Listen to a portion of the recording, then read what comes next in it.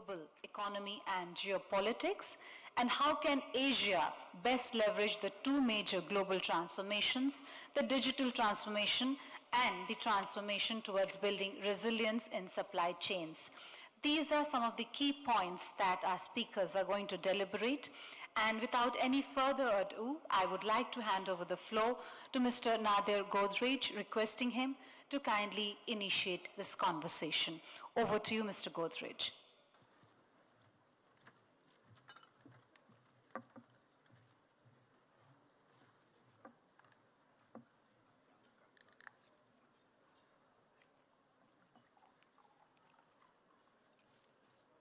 Welcome, everybody. The Asian Age. Right after World War II, the entire world began anew. America's impetus was very wise, enabling Asia to steadily rise. Korea, Taiwan, and Japan rose in the shortest span. Lee Kuan Yew was very sure that Singapore could also soar. Deng Xiaoping was then impressed. This good example he always stressed. So China too was on the rise with the help of free enterprise. Term limits, alas, were abrogated. Imperious rule was propagated. All boded well for Xi Jinping, but then he lost his Tianming. Once you lose the people's trust, the heavenly mandate then goes bust. Once the economy steadily thrived and everyone eagerly strived, in the pandemic, it barely survived, and now it could be revived. But restricting free enterprise is certainly not very wise. Good infrastructure is what they preach.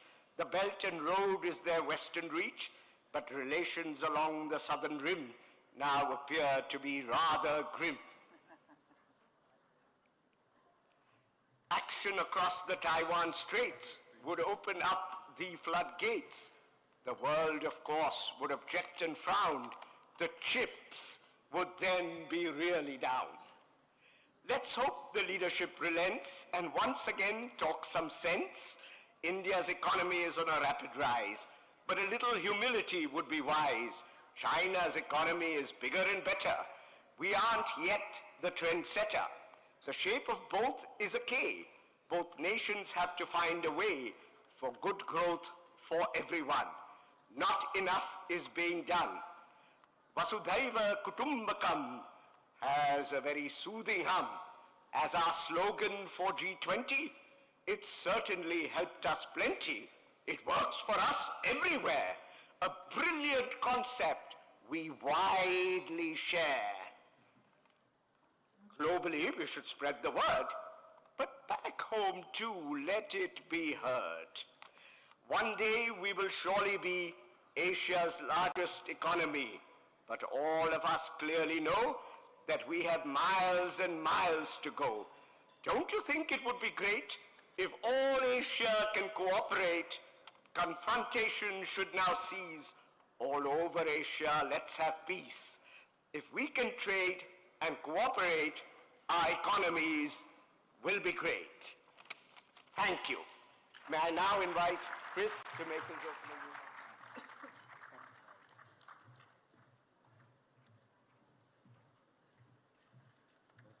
Little did I know when I accepted this slot that I'd have to follow such a brilliant poem. I don't rhyme, unfortunately, but thank you, Mr. Godrej, for that wonderful opening, and to my fellow panellists, Watanabe-san and Mr. Ravi as well. Well, the signs of the times. It's a strange time. China overtook the EU, we had a pandemic, we've got multiple wars, we've got energy crises, inflation's returned, and technology has crossed thresholds we could barely have imagined even 18 months ago.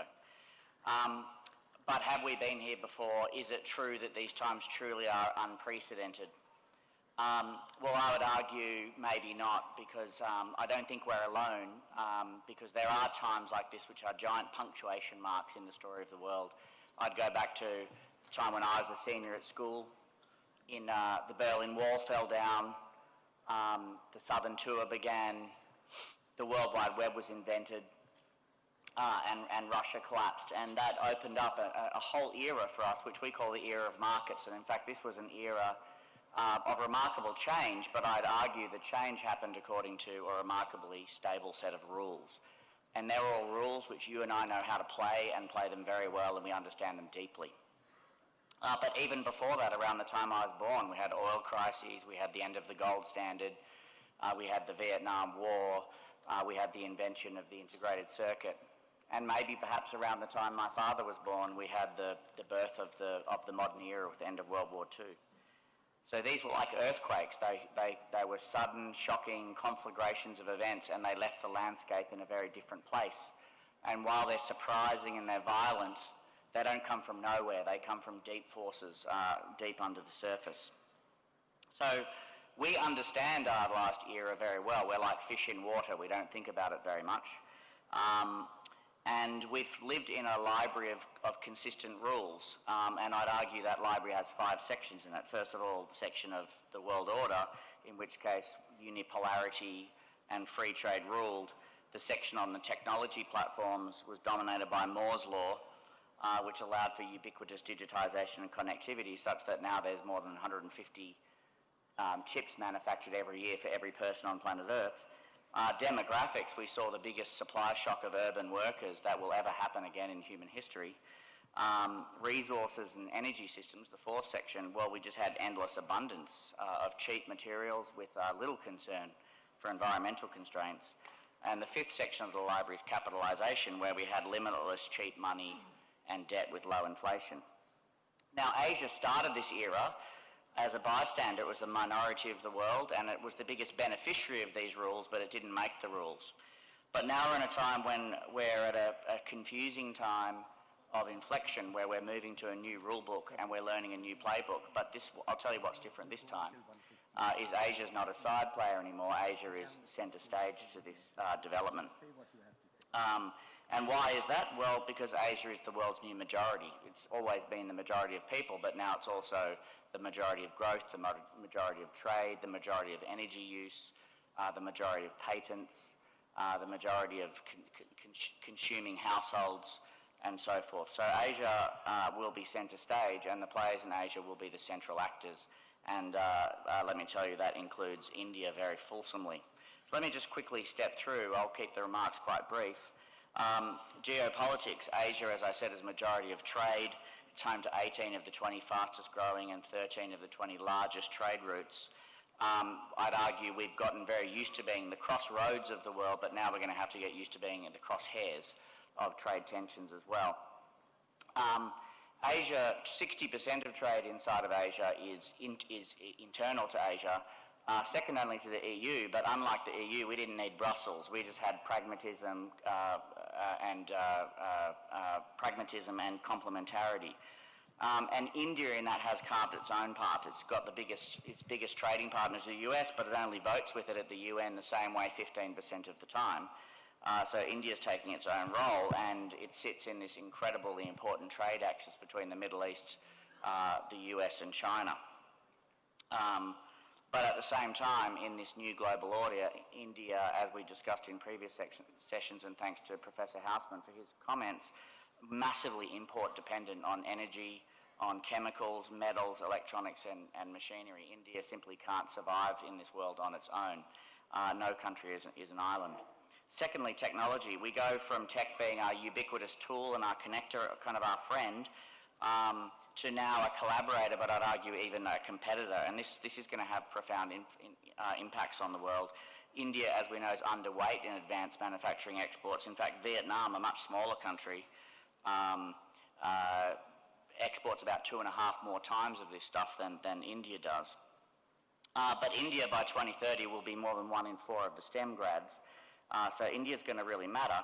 The question I guess I have is, India's superpower is services, but Gen AI is going to come and disrupt the kind of repeatable cognitive work that services is built on, and we're going to have a massive disruption. Moreover, India imports 7 times more IP than it exports, but IP is becoming the scarce commodity of power.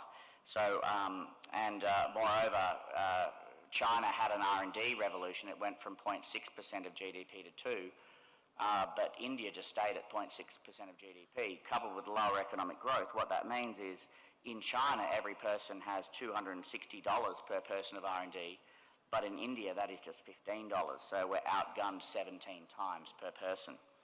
At the same time, tech giants, the big six, TSMC and the big five US firms, have gone from spending about $50 billion a year 10 years ago to now $400 billion a year on CapEx and R&D. So we're in the middle of a giant arms race, not of nuclear weapons, but of technology and the technology of AI. Demographics is an incredibly important point for India, and possibly one of the most important. Demographics in the era of markets were on Asia's side. 55% of the growth in working age population came from here. We had a double boost from urbanisation as well, so we talked about this huge surge. But this worm's turned. China's going to lose 200 million workers to ageing by 2050 because, you know, they're going to have 30% of their population over 64. Now, India's only going to have 13%. But India is going to be the big offset to China because we think there's more than 200 million Indians will be moved off the farm by then as well. So we're going to have Chinese people retiring and offset by Indian people moving to the farm. And that's a good thing, by the way, because in India, a farm worker is 1/4 the productivity of a non-farm worker. But what that means is the world's supply chains are going to have to move to where the people are going to be, and guess what? That's here. The complication, though, is the productivity here is 4 times lower than in China. Sorry, 2.5 times lower than in China, and 8 times lower than in Japan. So we're going to need a productivity miracle if we're going to age gracefully. On energy, Asia has very special challenges, and the Honourable Finance Minister spoke about some of these challenges. Asia, on average, has 1/3 the energy consumption that the OECD does, and India has 1/4 the consumption of China and 1/10 the consumption per capita of the US. At the same time, it's growing quick. You know, Asia accounted for 97% of emissions growth in the last era. But it's also highly energy insecure. The biggest import by far into India is oil and gas. And it produces electricity at double the fossil intensity that Europe does. Now, that has to, by the way, because it's growing faster, and we don't know yet a technology to grow energy systems without having large baseload power. So Asia, and in particular India, is really going to set the pace of the net zero transition. I think it's encouraging to see what's happening, but the reality is that is a hard slog ahead, and the real pace setter is going to be India. And finally, on capital, India has had a productivity revolution. Do you know, 11% of the world's productivity growth is explained just by India. Isn't that incredible? You've had 5.5% productivity growth in the last 25 years. And 2/3 of that is very, very simply just capital deepening. And, you know, Houseman gave us some amazing rationale how that works in practice, but underneath it is capital. So India went from $10,000 to $38,000 of capital per worker over this time, so 4 times more. But China went nearly 9 times more. So although you started in the same place in capital per worker, you've got a situation now where China has 2 to 2.5 times more capital per worker than India. There's a lot of capital left to go in, but we have to do that at a time when the simple world of lots of cheap money and lots of debt, and as we talked about dollarization before, might be behind us. So they're the remarks I wanted to make about how Asia, and particularly India, is in the centre of a transition to a new era. We are on the cusp of a new era. It's an exciting time to be a leader. It's an exciting time to be in Asia. It's an exciting time to be in India, but this is really where the new rules of the world are going to be shaped. Thank you. I'll now pass over to the next speaker.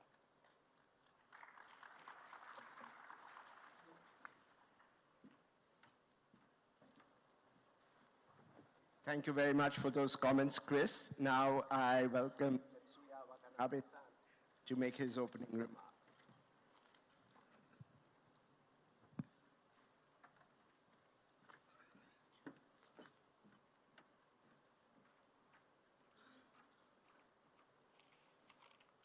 Thank you very much, Mr. Adir Godrej, Chairman of Godrej Industries, Mr. Chris Bradley, Senior Partner, McKinsey, Mr.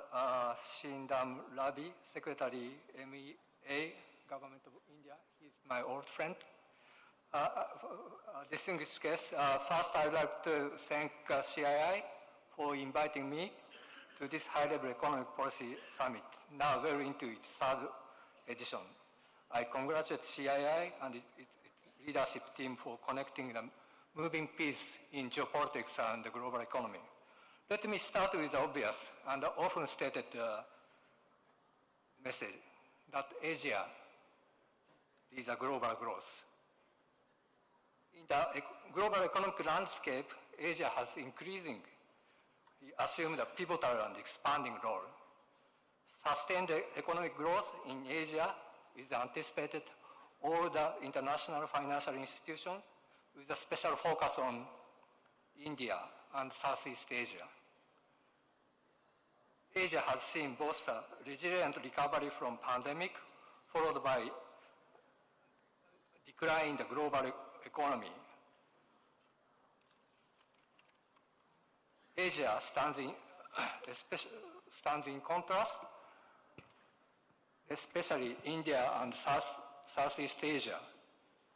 Asia, with a specific emphasis on India and Southeast Asia, is positioned to sustain its growth momentum and emerging as a guiding force in the world economy. Forecasts indicate while global growth rate will be approximately 3%, India and ASEAN are projected to exhibit robust growth at 6% and 5% respectively. Slowing down of China's economy is a concern for the global economy, and the two leading economies, China and the US, have rapidly aging populations. On the other hand, India and ASEAN are blessed with young demography and anticipated assume pivotal roles in steering global economic growth. Southeast Asia, ASEAN, and now increasing South Asia, including, of course, India, are home to robust production network. Asia has led the world in expanding sophisticated international production networks, particularly in machine industries.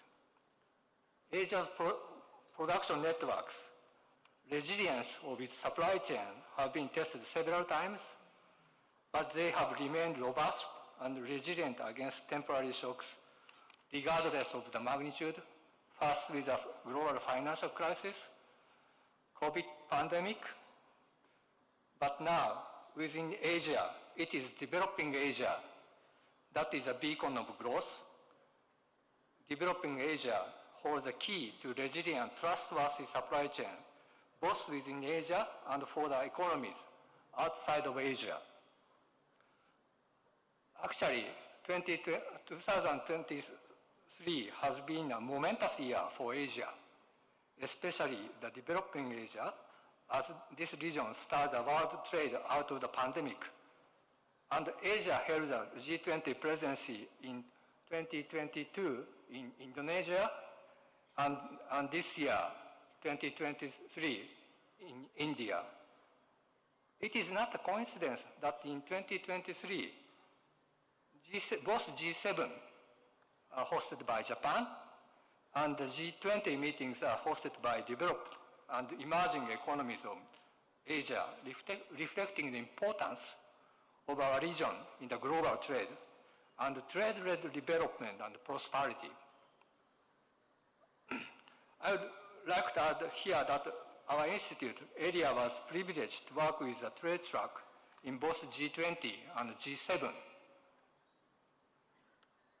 Both groups have agreed to work with emerging and developing countries in Asia, who are the key players in global supply chain with fair and transparent domestic markets and the votaries of rules-based trading systems. ASEAN and India are two significant members of developing Asia who have the capacity to fulfill global drive for resilient, trustworthy supply chains. Moving ahead, successful digital transformation will be crucial for Asia. Developing Asia needs a digital-friendly ecosystem to accelerate digital transformation. If improved and robust connectivity is a way forward future prosperity of Asia, then it is most required in digital connectivity. Such digital connectivity will reduce the likelihood of digital divide in developing Asia. Asia's competitiveness and future prosperity is incumbent on seamless transition from manufacturing to digital economy. Even manufacturing will be transformed by digital technology. Asia's participation in the rule setting of digital economy is equally important. The development of digital economy requires rules and regulations, cyberspace, accuracy of free movement and accuracy of information, fair access to information, protection of consumers, producers, security of payment, free trade and investment. Asia has to bring the voice of global South in the rule setting of digital economy to ensure market dynamics, fair competition, and the inclusive regime of digital economy. The future of Asia is linked with the future of several other developing regions of the world, and their participation for, and their preparation for participating in the global economy, in supply chain of digital economy. Much of the global South is blessed with a young demography. I don't have to say about India, but other countries in South and West Asia have equally young population. These economies have a mixed scope of education, innovation, technology, and regulatory capacity, and investment in supply chain infrastructure.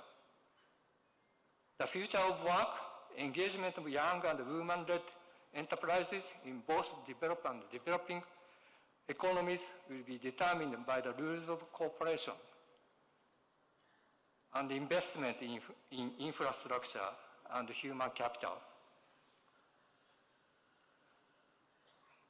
Globally, policymakers are working towards global standards on taxation, digital finance, data ownership, transfer, and AI. When India adopted the theme of the world is one family for its G20 presidency, it was especially echoing the sentiment of the developing world to work together on policies, rules, and social well-being among people and create trust among partners. I'm hopeful that developing Asia and its resilience and trustworthiness will be able to lead a global economy and geopolitics toward greater prosperity and trust. I'm especially confident of India's role in this plan. Finally, just allow me to explain who I am and who my institute is. ERIA, Economic Research Institute for ASEAN and East Asia, was an international organization located at the heart of ASEAN in Jakarta. Our headquarters is Jakarta in Indonesia. We are working for policymakers for ASEAN and East Asia, including India. Honorable Finance Minister mentioned growth engine, but Global South, she also mentioned Global South needs a think engine. ERIA located at the heart of developing Asia, working with member ASEAN countries and India and other countries in developing Asia, would like to contribute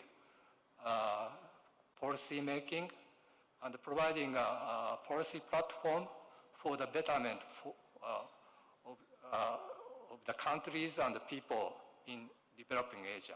Thank you for the opportunity. Thank you very much.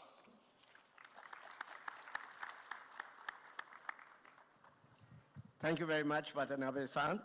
And may I now request Dammu Ravi, Secretary Economic Relations of the Ministry of External Affairs, to make his comments.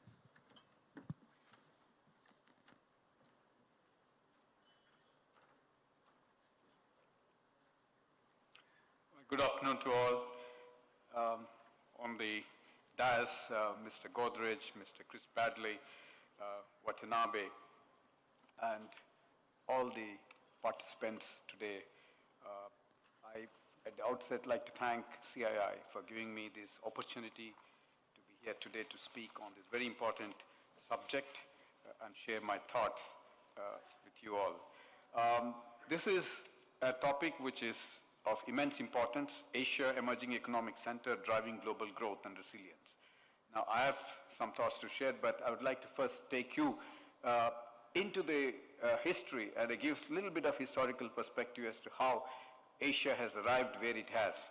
So we talked about the later part of the Middle Ages where Europe was dominating the world.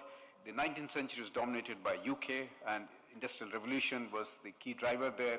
And in the 20th century, the United States and technology has driven the global growth, mostly technologies in the transportation and telecommunications.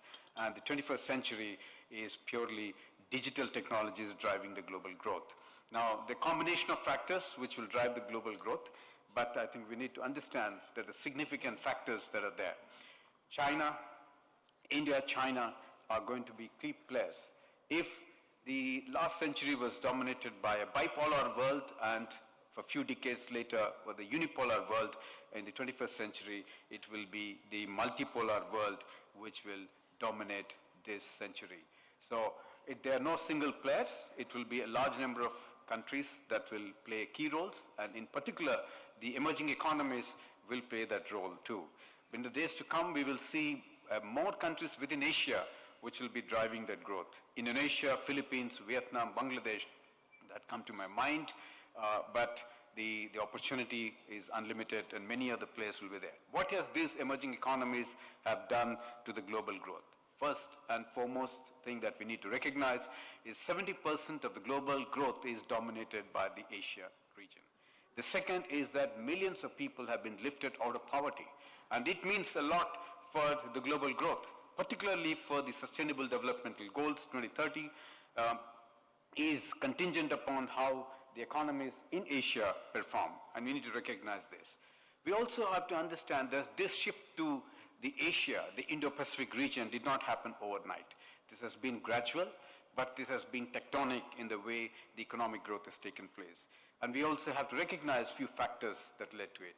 The demographics, definitely, my colleagues have already mentioned it. The remittances, then you have the infrastructure. Again, the Japan, Korea have done very well. China has done very well. And leading that pack within the Indo-Pacific region is ASEAN. ASEAN has been able to achieve infrastructure growth at a fraction of its price than the Europeans have done. Then you also have manufacturing and industrialization which has taken place. Services, India has shown the way in the services. Conflict resolution has been a very important phase in the ASEAN. Again, ASEAN has shown the way how conflict resolution through economic integration can have a multiplier effect on the economic growth. This has been very, very contributory to the global growth in my view, and the gains that were made were reinvested in education, health, and social development. But we also have to understand that, what used to be Asia, a land for investments using cheap labor, today it is now reflecting a different dimension, which is the skilled labor, and the income levels that have risen have made this part of the world extremely vibrant and extremely market attractive for the world trade. So I think we need to understand that's part of it. But having said the positives, I'd also like to mention a little bit of the flip side of it. The flip side of it is the income inequalities have widened in this period of time. And it also means that, in the days to come, you will see a lot of social unrest, and we need to be wary of those trends. Debt, inflation, and volatility are also some of these worrying signs. capital owners over a period of time have captured the productivity gains. It's also a worrying game. So we need to then look at how we can ensure that the MSME sector is able to play a greater role in the economic growth in the Asian region. We also need to worry about concentration of supply chains. And COVID has awakened us to the fact that concentration of supply chains is not good for global growth, and it can make countries extremely vulnerable.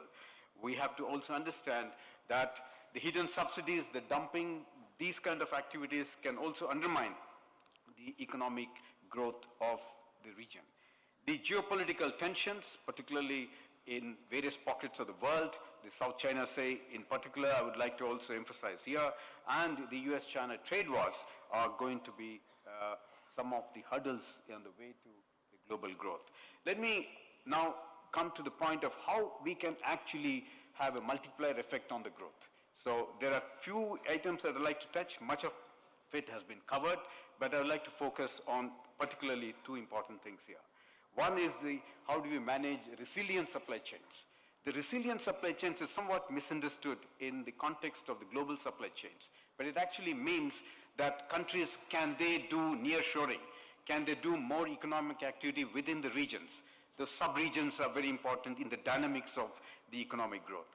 So with ASEAN has been able to show the way again here, because they have been able to collapse the hurdles in the way they do trade.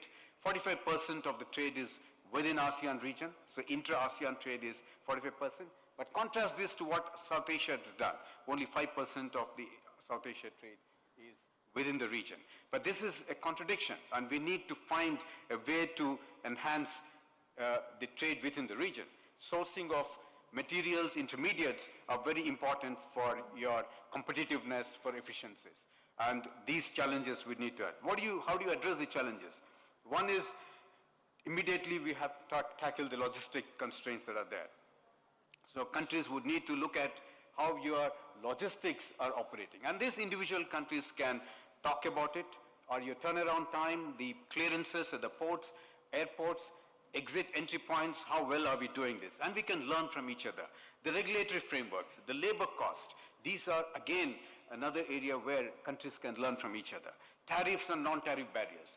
Normally we tend to look at the free trade agreements as a way to address these bottlenecks. But in my view, if countries are not interested to engage in free trade agreements for any reasons, then you need to engage in internal reform. And that should be a continuous process. So what happens in the supply chain management is value addition is happening at every place. But as the goods move across the borders, there is a value addition, and when there is a value addition, it also means it is retaining jobs. It is also promoting economic activity. We have to understand that these are a long-term effect on the trade, but nevertheless, very important for the growth of the economies in the country. A lot has been covered again on connectivity, roads, railways, airways, and seaways. The physical connectivity is what comes to our mind immediately when we talk about connectivity. But again, in this region, a lot has happened, but we have not seen that inter-regional connectivity going seamlessly. So South Asia to ASEAN, South Asia to BIMSTEC to ASEAN, are we able to look at that connectivity? I think that is a challenge. We need to look at it. Unfulfilled agenda for the region. And physical connectivity apart, I think, as I said, 21st century will be purely dominated by the digital transformation. So digital public infrastructure, in which India has shown the way and India is taking the lead, can be a game changer. And we need to look at that aspect a little bit more closely. And India has shown that also that digital public infrastructure need not be an expensive activity. It can be a low-cost solution, but within the region, we can customize it to each country's requirements. I think that is where, again, we can learn from each other. In the days to come, Finance Minister has already mentioned about how efficiency will increase if you are using digital technologies in the country. But in my view, it is singularly more important in empowering the common man. Common man today has multiple choices by using the digital infrastructure and digital modes of payments. Telemedicines to teleeducation, he has a lot more options at his fingertips. We are doing transactions in billions every month and every day, and involving rupee transactions to trillions. Imagine what it means if you're able to bring in your entire population. What India does today in the transaction business payment gateways is only half of its population is involved. In the world today, it's only half of the world population is actually interconnected, the internet connected. So there is a huge potential that needs to be tapped, and again, we need to look at how we can bring today the literacy, the digital literacy to the common man. And that is, again, a gap in the way we see the economic growth. If you are able to address this gap, then I believe the economic activity can have a multiplier effect. But what are the downsides of it? What are the issues that need to be addressed? Data will definitely be a #1 item that policymakers will have to grapple at, because when you say data, then immediately what comes to mind is somebody is stealing my data. So how do I handle that? So we need to understand how do we manage data. Privacy issues are another link to it. Cloud computing. Immediately you look at the storage of data. Countries will say localization, but increasingly we have to see that there is a world of cloud which has no borders, and we have to address that. For a very long time, the rule making in the world trade has been made by the Western countries, and the narrative has already been built in their way they see things to shape up, and mostly it has been in the favor. But in the 21st century, we cannot miss that bus. I think that's an important policy issue that we need to address. The artificial intelligence, as it takes over these growth patterns, we have to see how do we stitch the rule making within this framework of the AIs, within the Internet of Things. And that is where I believe the emerging economies would need to play a significant role in the rule making. And we also need to think that solutions that we have introduced successfully can be replicated elsewhere. And I'm looking at digital dimension of it, but you can look at food security part of it. No one country needs to produce for the whole world, but you can also produce collectively in different parts of the world. Energy growth is also a concept. So if India can produce gigawatts of energy, renewable energies, green energies, can we do it in collaboration with countries in Asia to ensure that energy is able to reach to everybody? And energy, growth, and development are such an interlinked concept we need to understand. Lastly, I'd like to leave this thought that the 21st century Asia will be very different. You need more cohesiveness, you need more predictability, stable international order, and collaborations and consensus building. That will be the order in the 21st century that we need to be looking at collectively. Thank you very much. Thank you very much. Chris, would you like to ask any questions? Yes, actually, Dammu, let me just follow up with my first question I just wanted to build on, which is just given India's economic superpower of services and ICT services, and you just ended on this idea that the 21st century is different and we've got Gen AI. So how are Indian policy leaders thinking about how India can adapt and have its own export chain in services be resilient to replacement by bots? Thank you, Chris, for asking that question. In my view, the 21st century will be dominated by artificial intelligence, but there are also lots of misgivings whether that's going to replace a lot of jobs and that's going to take away the competitiveness of India's service sector. But in my view, it need not be so. If we, at the policy level, if we are getting ourselves to meeting up to the challenge of the artificial intelligence, training our manpower, increasing our skills, the Skill India is one platform in which initiative of the Prime Minister. If we have to ensure that our skills are keeping pace with the global trends. Then we can actually continue to enhance the contribution of the services sector to the global growth. Thank you. Mr. Watanabe, would you like to comment? There's a mic there also. Any more questions? No, we should. Yeah, sure. Are there any questions from the audience?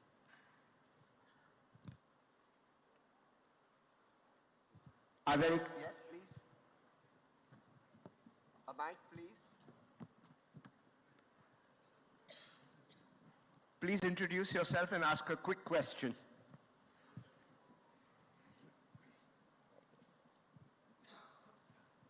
Thank you very much. I'm Amit Gupta. I'm director with AS Enterprises.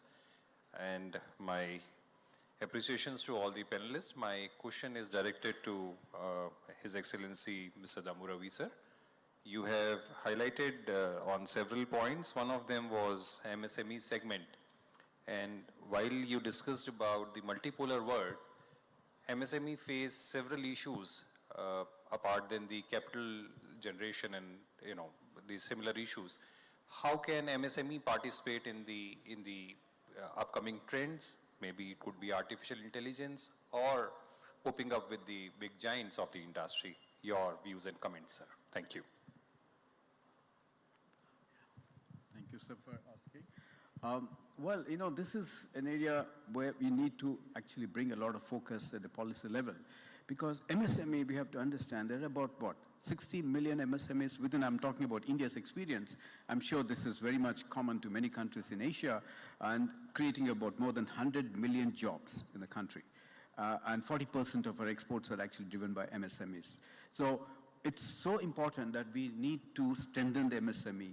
And of course, there will always be a dichotomy. How are you playing this game out between big industry and the MSME? I think there could be a complementarity, but that again requires a policy initiatives there, that the big industries, while you still need them, but it should not unfavorably affect the MSME sector. So the policies have to be conducive to ensure that the MSMEs come into the forefront, are able to survive. And what we can do is, within the Asia, can we have a network of MSMEs across borders? Within Indian MSMEs with countries in the BIMSTEC, can we have a collaboration there? MSMEs in the ASEAN versus India, that's another thing. MSMEs, India and Africa, there are many platforms through which you can connect MSMEs. But again, it requires a policy initiative, it requires a greater thinking, planning into it, and today's internet age, a product created by MSME can sell anywhere in the world, and it's a price competitiveness and quality that matters. So I think these are the issues which we need to be looking at in the policy. Thank you. Thank you. We can have one more quick question.